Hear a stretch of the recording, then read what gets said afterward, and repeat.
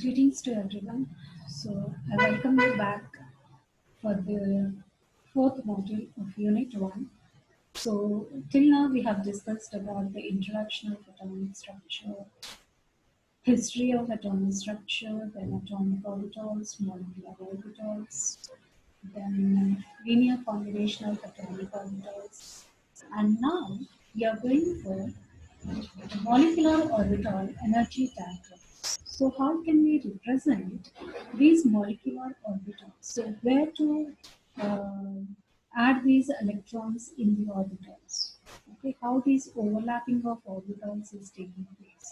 So we can show this with the help of an energy diagram called as molecular orbital energy diagram. So there are some rules for this filling of orbitals. That is, each molecular orbital contains a maximum of 2 electrons and they should have definite energies. They can be visualized with counter diagrams and they are associated with an entire molecule. Okay? So all these are the rules which we have to follow while filling the orbitals. Okay? So example we are taking here of hydrogen molecule. So how these atomic orbitals overlap to form molecular orbitals. So here 1s orbital of hydrogen with 1s orbital of hydrogen must result in 2 molecular orbitals for hydrogen, right? So one has electron density between nuclei, that is bonding molecular orbital, and one has little electron density between nuclei, that is anti-bonding molecular orbital.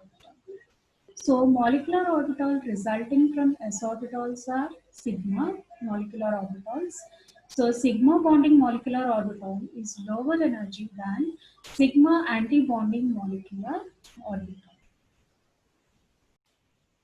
So here we are able to see the formation of the molecular orbitals. Okay, so one s orbital of hydrogen, another one s orbital of hydrogen atoms. They combine to form either hydrogen molecular orbitals, that is, they may be forming bonding molecular orbital or antibonding molecular orbital.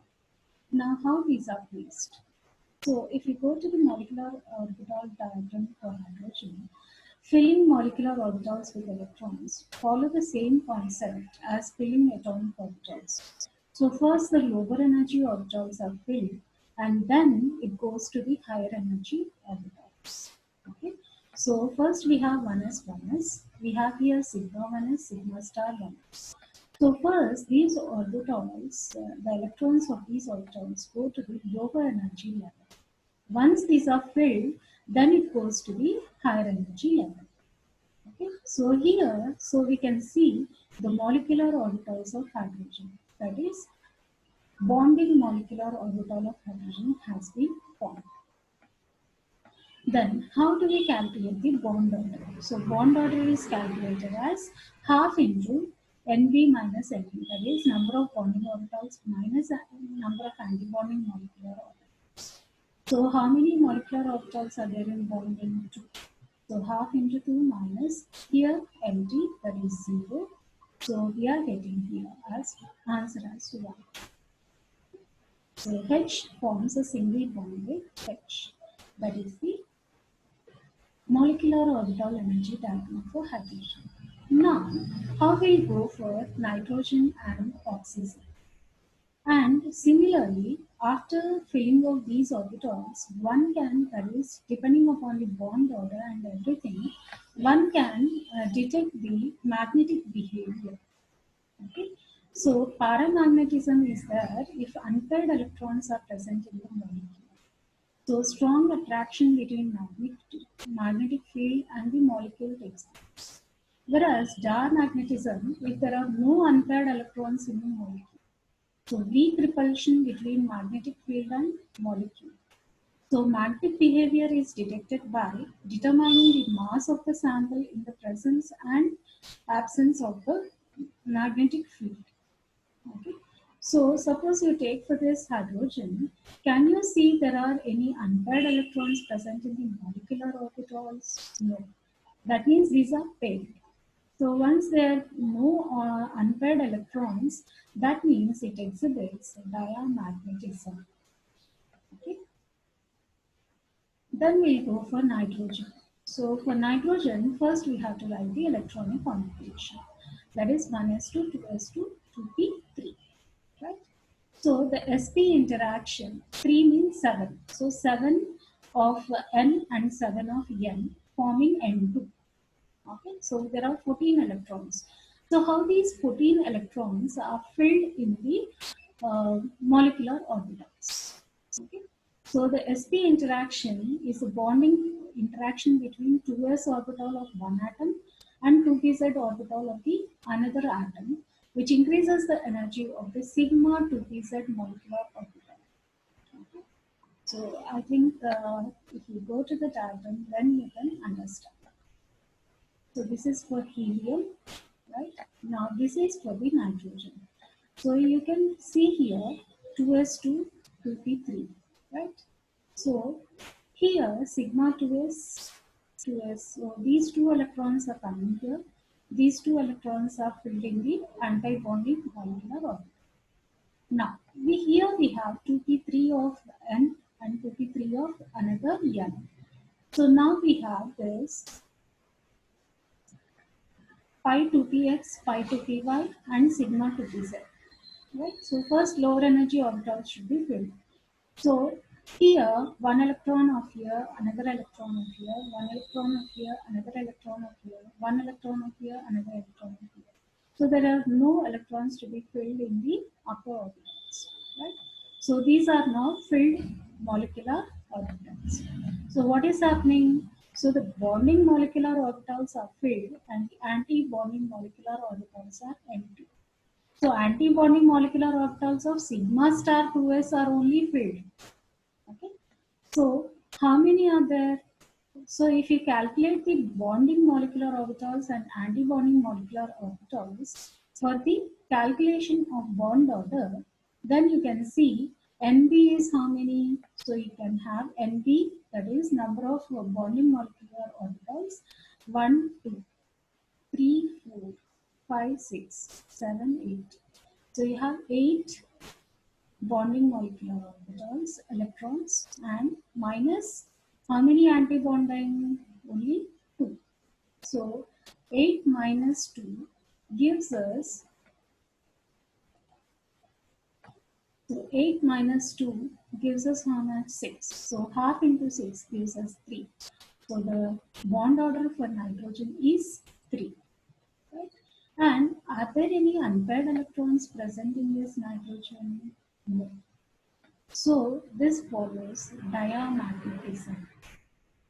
So the behavior of nitrogen will be diamagnetism. Now coming to the oxygen molecule. So here the electronic configuration will be 1s2, 2s2, 2p4. Right? So 1s2, 2s2, 2p4 means you have 2 electrons more than the nitrogen. Right? So here there are 14 electrons and here we have 16 electrons. Okay. So similarly for 2s molecular orbital, it is sigma 2s, sigma star 2s, both are filled. And then coming to here, that is 1, 2, 3, 4. All these 6 electrons are filled. Then remaining 2 electrons are there. You can't fill those 2 electrons in pi star 2px1 and pi star 2py1.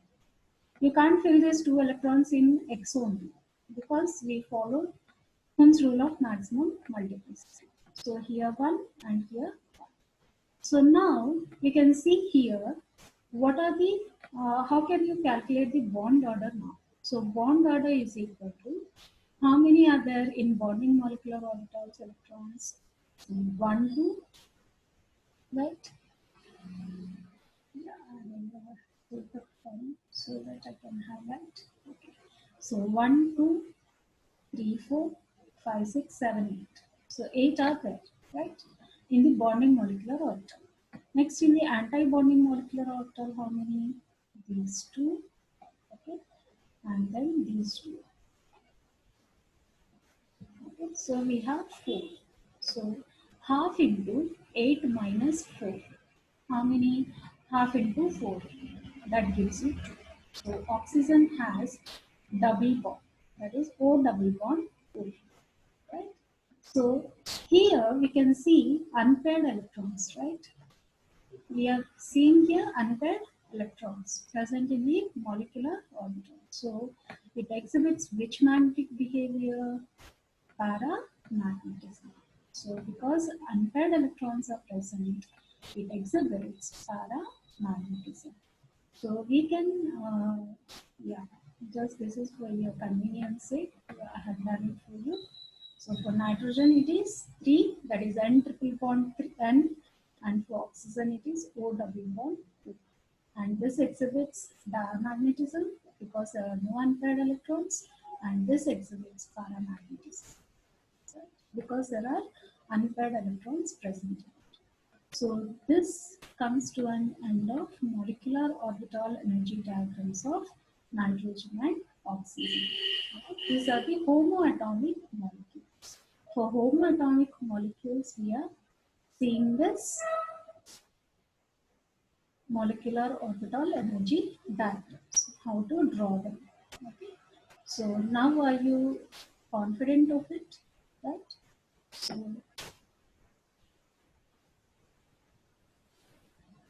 thank you.